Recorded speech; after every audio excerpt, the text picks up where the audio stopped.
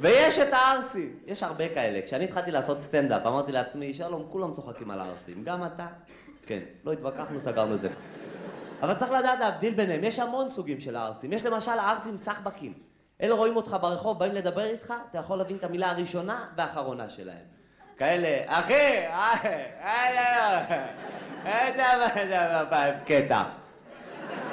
אתה צריך לחבר אמצע לסיפור, להבין מה הוא רצה. יש את הערס האינטליגנט שבאמצע ויכוח הוא מנסה להגיד איזה פתגם והוא אף פעם לא יודע את ההמשך. תמיד זה כזה, מה אתה מדבר אדוני, איך אומרים, לך אל הנמלה. תראה, הם בבית, אתה יודע.